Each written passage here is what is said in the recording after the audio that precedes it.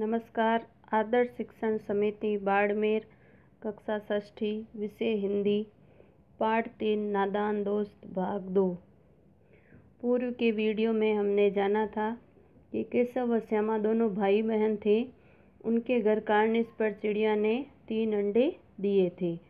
चिड़िया के अंडों को लेकर दोनों भाई बहनों के मन में तरह तरह के सवाल उठते कि अंडे किस तरह के होंगे, कैसे होंगे, क्या खाते होंगे, किस रंग के होंगे, बच्चों के पर कैसे निकलेंगे आदि अनेक सवाल उनके मन में उठते, लेकिन उन सवालों का जवाब देने वाला कोई नहीं था। इस प्रकार केशव व श्यामा ने चिड़िया व उसके अंडों की सुरक्षा के लिए अनेक प्रयास किए।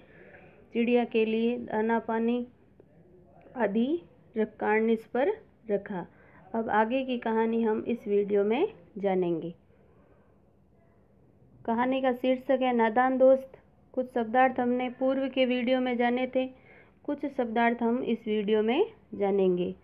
जैसे सुराख, सुराख का अर्थ है छेद, आँख बचाकर, नज़रों से बचकर, प्रस्ताव, सुझाव, तकलीफ, कष्ट, हिफाजत, रक्षा, दबी आवाज़ से, धीरे से, बहलाना, खुश करना, चालाक, चतुर, वरना, नहीं तो, ताकना, देखना। इतने में कोठरी का दरवाज़ा खुला और माँ ने धूप से आंखों को बचाते हुए कहा, तुम दोनों बाहर कब निकल आए? मैंने कहा न था कि दोपहर को न निकलना। किसने किवाड़ खोला?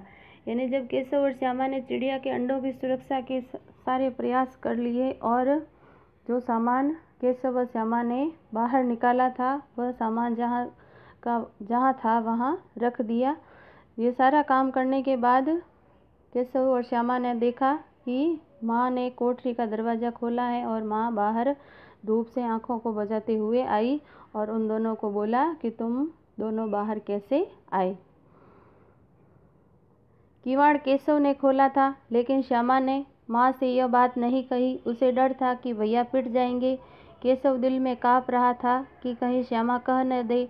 अंडे न दिखाए थे, इससे अब उसको श्यामा पर विश्वास न था। श्यामा सिर्फ मोहब्बत के मारे चुप थी, या इस कसूर में हिस्सेदार होने की वजह से इसका फैसला नहीं किया जा सकता। यानी श्यामा ने किवाड़ केशव ने खोला था, यह बात श्यामा ने अपनी माँ से नहीं कही, क्योंकि उसे डर था कि भैया माँ से पिट जाएंगे, अर्थात भैया को माँ मारेगी। और केशव दिल में काँप रहा था कि यानी केशव को डर था कि कहीं श्यामा कह न दे, क्योंकि उसने अंडों को दिखाया नहीं था श्यामा को। अब इसका फैसला नहीं किया जा सकता कि श्यामा ये जो सारा कसूर था उसमें हिस्सेदार होने की वजह से वह चुप थी, या फिर वह केशव से मोहब्बत के मारे चुप थी। माँ ने दोनों बच्चों को डांट डपट कर फिर कमरे में बंद कर दिया और दोनों को सुला दिया। आप धीरे धीरे पंखा जलने लगी। अभी सिर्फ 2 बजे थे। बाहर तेज लू चल रही थी। अब दोनों बच्चों को नींद आ गई। इस प्रकार माँ ने दोनों बच्चों को डांट डपट कर कमरे में सुलाया और फिर दोनों बच्चों को नींद आ गई। 4 बजे यकायक श्यामा की नींद खुली। किवाड़ खुले हुए थे। वह दौड़ी हुई कार्निस के पास आई और ऊपर की तरफ ताकने लगी। 4 बजे अचानक ही जब श्यामा की नींद खुली तो किवाड़ यानी दरवाज़ा खुला हुआ था। वह दौड़ी हुई कार्निस के पास आई और ऊपर की तरफ ताकने लगी। टोकरी का पता न था। संयोग से उसकी नज़र नीचे गई और वह उल्टे पांव दौड़ती हुई कमरे में जाकर जोर से बोली, भैया अंडे तो नीचे पड़े हैं, बच्चे उड़ गए। केशव घबरा कर उठा और दौड़ा हुआ बाहर आया तो क्या देखता है कि तीनों अंडे नीचे टूटे पड़े हैं और उनसे कोई चूने की सी चीज़ बाहर निकल आई है। पानी की प्याली भी एक तरफ टूटी पड़ी थी। अब जब श्यामा केशव के पास गई कि केशव को जब कहा कि अंडे तो नीचे पड़े हैं और उनमें से बच्चे उड़ गए, तब केशव भी घबरा कर उठा और कार्निस पर जाकर देखता है तो उसने क्या देखा कि तीनों अंडे तो नीचे पड़े हैं और उसमें से चूने की सी चीज़ कोई बाहर निकल आई है।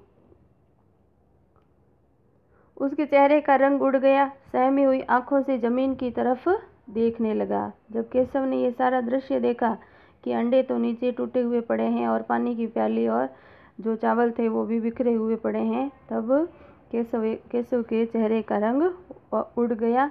जब श्यामा ने पूछा बच्चे कहाँ उड़ गए भैया, केशव ने करुण स्वर में कहा अंडे तो फूट गए श्यामा। और बच्चे कहाँ गए केशव, तेरे सर में देखते नहीं है अंडों में से जो उजला उजला पानी निकल आया है वही तो 2-4 दिनों में बच्चे बन जाते।